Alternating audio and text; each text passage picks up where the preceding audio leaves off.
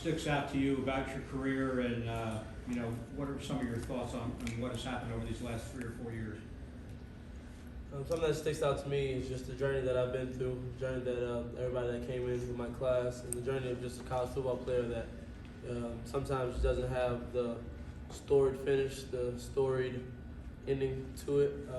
We put in a lot of work to get here, just like every other college football player in the country, and we've had our ups and downs, we've had our changes. Right now, my experience truly, I was excited and generous and grateful enough to be able to play where my family has played in the past.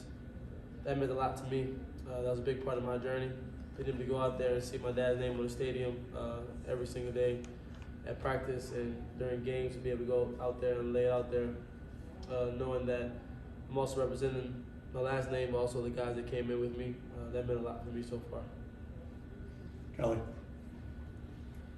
For both of you guys, you both have the ability because of the COVID thing to come back or whatever you want to do at the next level. Have either of you made your decisions yet? Want to share anything on that? I haven't made my decision yet. I still got to talk to my coaches, talk to my family, do some thinking myself. So yeah, I haven't made my decision yet. And I'm pretty much in the exact same boat. Right here. Ace, we talked before the season. You talked about how much during the summer getting here, meeting with the guys, really bonding together. When you look back at this season, what's it meant to you to come in a little bit later than other guys and try to bond quickly with these guys? I feel like it was good. I got some bonds with these guys that are lifetime, that years wouldn't do anything to these bonds to make it better. I got some lifetime bonds on this team that I made in January, and I'm thankful for that. And I think I did that. I think I came in, I bonded with the guys, and I think they bonded back with me, and they accepted me into the brotherhood, and it's lifelong. It's a lifelong commitment and bond that I have with these guys now. Following up on that, Tre, obviously heading into this season, the secondary really wanted to make a statement after last season. For you personally, obviously you played some talented teams. Where do you guys kind of feel like you maybe fell short of what you wanted to do? Truthfully, right now, as far as self-scouting goes, not haven't had enough time to do that yet since the game just ended and things like that. But I mean, just looking at it, we know that we fell short. We want to go out there, especially just seeing that secondary. A lot of guys who play a lot of games. We want to go out there and play clean football and give ourselves and our defense a chance to win. As far as the specifics, I wouldn't be at a great judgment on how to answer that right now, just given the current circumstances and just following the game. Ken. Ace, given the talent and experience and so forth that you have on defense, do you feel you got to do better at the season and what kept you from doing?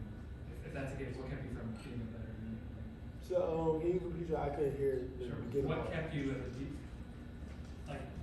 given the talent, the player you have on defense, do you feel like you've done better?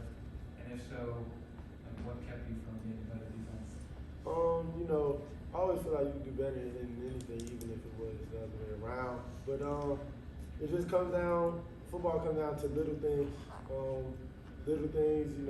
Tackling, just the little assignments or something like that. It just comes down to little things. I say to answer your question, to do better, I say just pay more attention to details. You be more refined in the details and just more have the focus and the attention to detail to go out there and then play with that attention to detail also. And that's it really. I mean, you got to go out there, you got to play with your heart. And I feel like for the most part, that's what we did. The ball didn't roll our way a lot this season, but we played with our heart, and that's all you can ask sometimes. And you just got to keep rolling it out, keep giving your best, keep playing with your heart. No matter what the result is, whatever, that's what you got to do. Kelly. Defensively, you guys have given up a lot of points in the last 2 games, and the offense hasn't exactly helped you out. Do do you feel like there's some yin and yang with when the offense is struggling, put more pressure on the defense? And do you put anything into that, maybe affecting some of the play in the last two games defensively for you guys? Football is the greatest team sport. So the offense, whatever they do, is a result of how well the defense plays. Whatever the defense does or produces or lacks is pretty much probably a result of what the offense does. So as far as yin and yang, yeah, there's yin and yang on every team. As far as offense to defense, and we haven't, we fell short in the past of being able to get them short field position, and all we can really do defensively, all we talk about is ourselves and our ability to go out there and really go hard and try to get off the field, and those are the things we can ask for. As far as what they do, they practice just like us, they go hard just like us, they put their effort and all into it just like us. So as far as critiquing and criticizing the other side or saying they don't give us enough chances would be not very smart of me, knowing how it all goes. Jeff? Following that up for either one of you or both of you, when a team ends the season with 6 losses and the last 2 weeks happen like they do, people are going to ask questions. So, I mean, do you think there were guys in the locker room who maybe the message wasn't getting through to them? Do you think there are guys who just checked out, maybe the coaches weren't connecting with, or vice versa? I'm just curious what your perspective is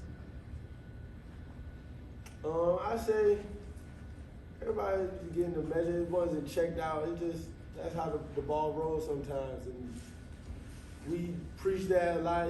We just got to keep going. I mean, you know, you guys see the wins and losses, but we with each other Sunday through Friday, Sunday through Saturday, over the summer and the work. So I'm not gonna judge my teammates off of wins and losses, and because I see the work they put in, it just didn't happen. It just didn't happen. The results weren't there. But I know everybody in that locker room, whatever their future is or wherever they're going in this offseason or whatever, I know they're going to work. I know they're going to get their best shot in everything they do. So, yeah. Trey, do you want to speak to that as well? Yeah, I mean, I think he said it almost best as I can say it.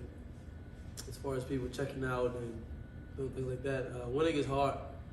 We've all seen, you know, as we watch football, we go out there, we just expect a certain team to go out there and win and do, and make it look easy, but winning is actually hard. I think that's one thing that we specifically have realized in the past. And like I said, as far as critiquing and criticizing my teammates, I can't do that because I see all the work that they put in.